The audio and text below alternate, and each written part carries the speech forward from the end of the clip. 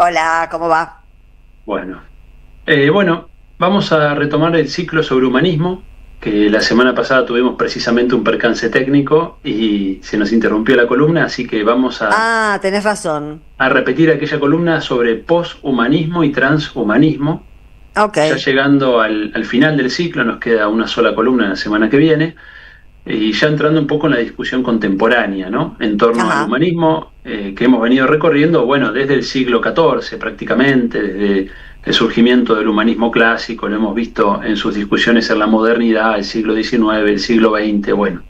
Y hemos llegado a esta etapa en que aparecen estos dos nombres que un poco nos descolocan, ¿no? ¿Qué es esto de poshumanismo? ¿Qué es esto de transhumanismo? Bueno, en los próximos 15 minutos trataremos de dar, aunque sea un pequeño pantallazo, y sobre todo tratar de extraer las consecuencias políticas de estos enfoques, ¿no? En particular Ujú. del segundo. Así que bueno, en relación con el poshumanismo, digamos que es un término paraguas que engloba un conjunto de perspectivas teóricas, de enfoques, de abordajes dentro de las ciencias sociales, que básicamente lo que proponen es descentrar en la explicación de la realidad al ser humano, bueno, de esa explicación precisamente, ¿no? Es decir, Mm. descentrar el análisis de lo humano. Van a plantear, por ejemplo, un abordaje que ponga el eje en la naturaleza o el eje en lo artefactual, en la tecnología. Básicamente son esos dos polos que aparecen, ¿no? Es decir, o bien aparece el poshumanismo de la mano de una crítica ambientalista, que va a criticar ese humanismo de la modernidad por haber producido en buena medida, según ese enfoque, la crisis ecológica, la crisis ambiental. Entonces van a proponer, bueno, saquemos a lo humano en el centro, pongamos otra cosa en el centro, que puede ser la naturaleza o puede ser alguna especie en particular, y desde ahí miremos la realidad a ver cómo se ve, ¿no? Este es un enfoque que habilita el poshumanismo, y otro enfoque va a ser el de la tecnología y el mundo artificial que hemos creado, y bueno, cómo pensar lo humano desde la tecnología, ¿no? Es decir, cómo pensar ya no lo humano que usa la tecnología, sino más bien una especie de relación de ida y vuelta, ¿no? Donde el mundo tecnológico que vamos creando es un mundo que a su vez nos crea a nosotros. Esto nos recuerda aquella vieja frase de Marx, ¿no? Y que también está en Darwin, ¿no? La idea de que, bueno, la herramienta de trabajo no es solo una herramienta que nosotros usamos, ¿no? Sino que todo este mundo tecnológico, artificial que vamos creando, también nos va creando a nosotros. Hay como un ida y vuelta.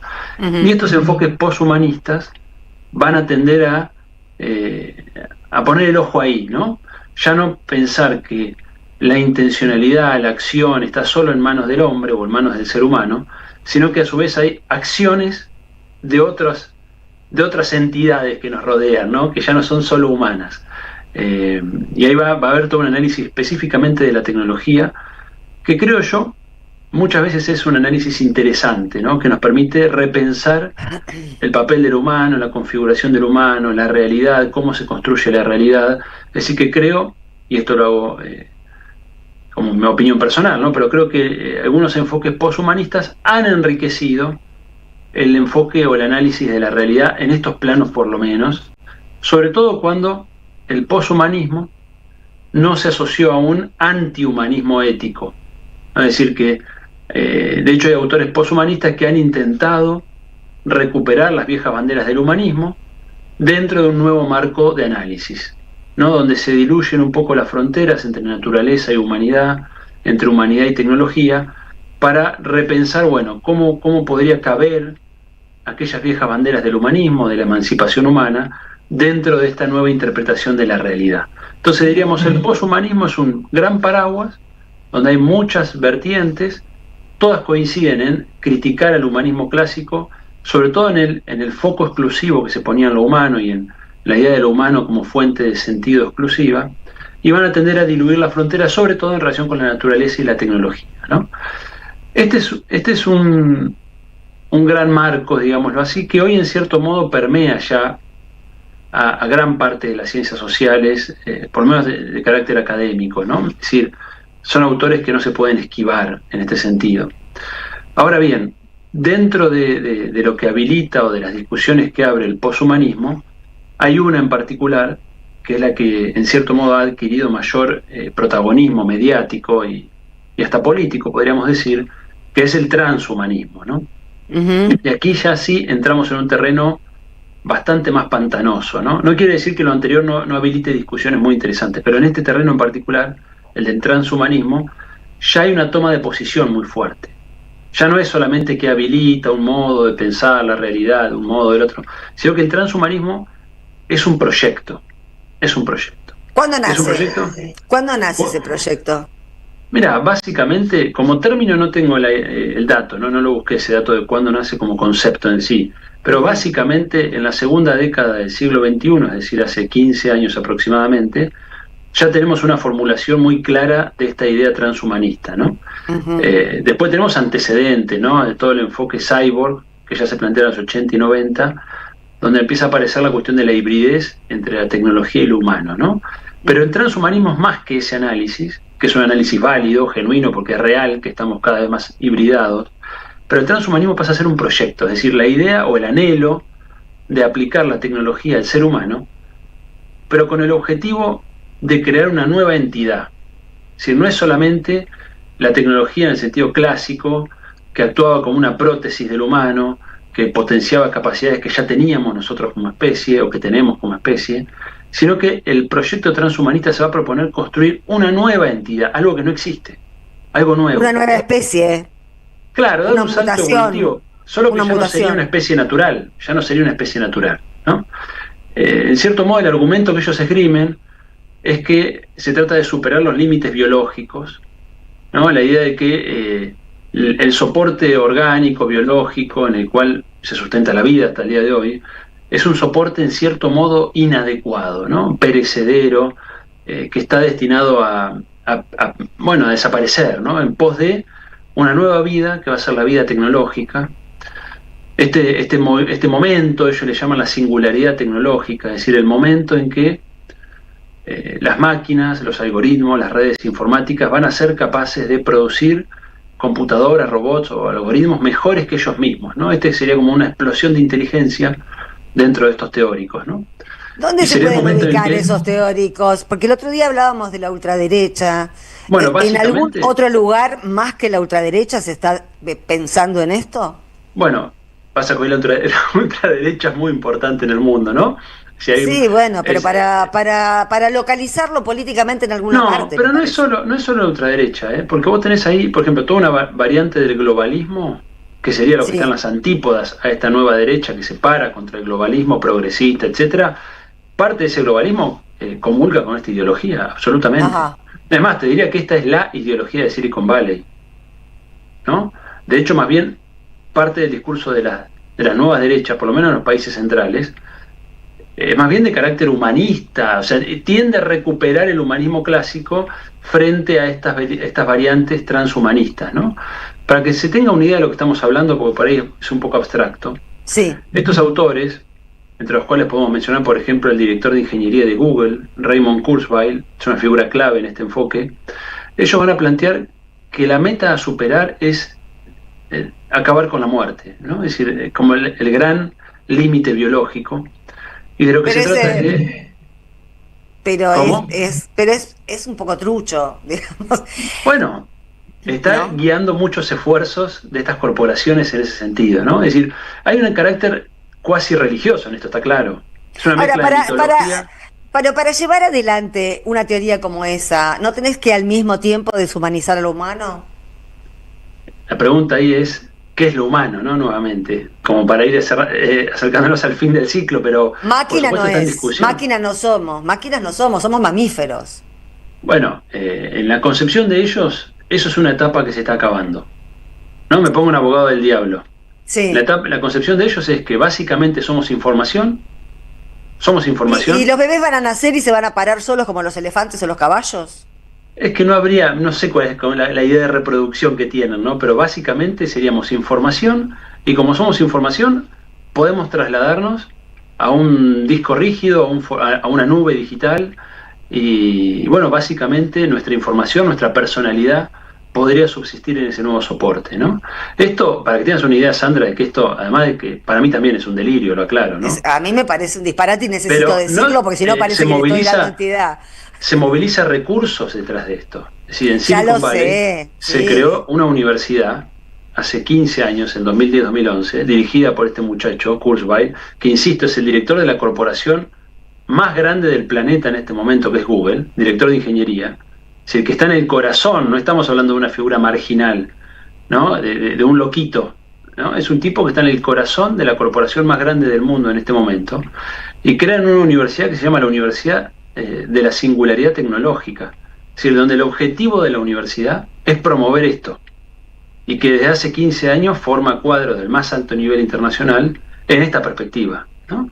Entonces, es un proyecto que tiene esta gente dentro de una distopía en la que viven, una distopía que ellos mismos producen, pero proponen como nuevo mito, digamos, hacia el futuro para las élites globales, ¿no? Como forma de superar, no solo diría la muerte, que ese es el discurso que ellos utilizan, sino de superar la catástrofe que están provocando, planetaria, humanitaria, etcétera. Se proyectan en esta especie de distopía robótica como un anhelo a seguir, ¿no? Y fíjate, Sandra, que han de hecho construido una asociación transhumanista global, ¿no? Si ustedes la buscan en internet, la pueden buscar, se llama Humanity Plus en inglés, y bueno, promueven esta ideología, ¿no? Algunos de los autores más vendidos del mundo en este momento, para que vean que no estamos hablando de una perspectiva marginal, abonan esta mirada, ¿no? Por ejemplo, Harari, autor de origen israelí, ¿no? En su libro muy conocido, Homo Deus, él va a plantear justamente esto, ¿no? Casi como un camino inevitable, estamos yendo hacia la transición del carbono al silicio, es decir, de la base corporal, como vos la decís, vos definís lo humano por lo corporal, ¿no? Desde ahí, bueno, eso no es la definición que están tomando del humano, ¿no? Claro. Ahí hice una gran crítica, si querés ya vamos a las críticas de este enfoque, ¿no? Por supuesto, una primera crítica por favor, es esta. por favor. Es increíble, ¿no? Pero bueno, este es el mito del progreso en la versión siglo XXI. Es el mito del progreso, de la modernidad en esta nueva etapa del capitalismo, ¿no? Bueno, crítica número 1 que puedo hacer, son ideas que tengo yo, seguramente haya más crítica y quizá me equivoque, pero una primera crítica es esta que vos hacés correctamente. O sea, están reproduciendo el dualismo mente-cuerpo más rampante que existe, ¿no? Donde lo humano es la mente, no es el cuerpo, ni todo lo que implica la corporalidad, y la mente reducida a información, ¿no? Como si la mente fuera eso. Entonces esto es lo más evidente y efectivamente es una crítica válida para hacerles. Una segunda crítica asociada a esa es la idea de que la identidad es información, porque uno podría decir, bueno, la mente efectivamente son pulsos eléctricos, etcétera, no sé, en algún momento se podrá descomponer ese nivel, pero la identidad, la personalidad de uno, es eso, ¿no? ¿Cómo se construye la personalidad? ¿Cómo se construye la identidad? Porque ellos son liberales, ¿no? Están muy preocupados por su identidad individual, por mantenerla en su etapa de máquinas, hacia donde anhelan ir. Entonces ahí tenemos una segunda crítica. Una tercera crítica es las consecuencias imprevisibles que esto tiene, ¿no? Imprevisibles e irreversibles en algunos casos. Si están promoviendo un cambio profundo, piense que ya están logrando interacciones entre tecnologías digitales y cerebros directas. Esto ya es un hecho, no es una cosa del futuro. Si ya está en etapa de prototipo, muchos desarrollos de este tipo, ¿no? Donde conectan directamente tecnologías digitales a las neuronas humanas, ¿no? Entonces, esto efectivamente está en proceso. Entonces, ¿qué consecuencias puede tener esto en el marco de la sociedad en la que estamos, en el marco del mundo en el que estamos? Creo que es... Bueno, basta con ver el mundo en el que estamos para darnos cuenta de qué precio se paga, ¿no? Asociado a eso, una cuarta crítica, por supuesto, es que esto va a producir un nuevo tipo de injusticia, ¿no? Un tipo de injusticia tecnológica, llamémosle, ¿no? Donde se va a conformar, si es que esto evoluciona y esto avanza, en una especie de élite global de personas en transición a ser máquinas, no sé cómo llamarle, pero bueno, hay todo un riesgo ahí en relación a un abismo que crece, ¿no? Entre las poblaciones excluidas, los marginados, los que van quedando afuera o vamos quedando afuera, y un sector hiperconcentrado de una élite global que está soñando con estas cosas, ¿no? Y la última y quinta crítica tiene que ver con la naturalización del capitalismo que existe detrás de todo esto, ¿no? Y la tecnociencia del capitalismo, porque en definitiva la tecnociencia, en el enfoque de esta gente, la tecnociencia que hoy tenemos, es casi la secuencia lógica del desarrollo del conocimiento humano. Y quienes abonamos una mirada crítica, creemos que esta tecnociencia es la tecnociencia del capitalismo. Es decir, que necesitamos de otra ciencia, de otra tecnología, con otros propósitos, que respondan a otros problemas, no a estos falsos problemas que se plantean, ¿no? Ujú.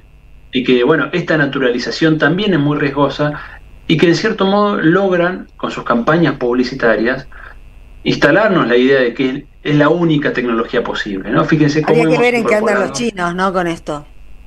Mira, no lo sé en este debate en particular, ¿no? En relación con la innovación tecnocientífica, realmente hoy son vanguardia, ¿no? Junto a los Estados Unidos, por supuesto, pero están en un nivel de competencia internacional del más alto nivel.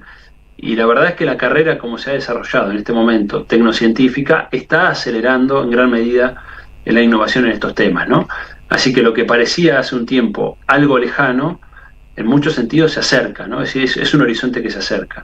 El caso de la inteligencia artificial es lo más notable, ¿no? Porque lo vemos nosotros cotidianamente, pero se está dando en muchas áreas, ¿no? En muchas áreas de frontera. Así que bueno, eh, nada, este es un poco el enfoque transhumanista y como bien decías vos, está muy asociado más que a las nuevas derechas, yo diría a esta élite global hiperconcentrada, hiperrica, totalmente deshumanizada desde nuestro punto de vista y bueno, ellos también parece que A los que quieren sostienen a deshumanizar. Trump, son los que sostienen a Trump. Sí, te diría que están por detrás, ¿no? Son los que Están por sostienen detrás. a todo el poder global, porque esto es Google, y vos fíjate que Google era hasta Sí, hace, Google está con quien esté. por eso, era hasta hace un año globalista, ¿no? Y todo el complejo de Silicon Valley eran los progresistas globalistas, o sea, son el poder real de este capitalismo tecnofinanciero en el cual estamos inmersos, ¿no? Así que bueno, Qué por ahí horror. va la cosa. Qué pesadilla el transhumanismo. Gracias, Santiago. Bueno, gracias a vos. Chau, chau. Un beso, chau, chau. Un fuerte abrazo. Eh, Vamos a escuchar un poquito de música, así nos sacamos estos fantasmas de terminar siendo todos máquinas, por favor.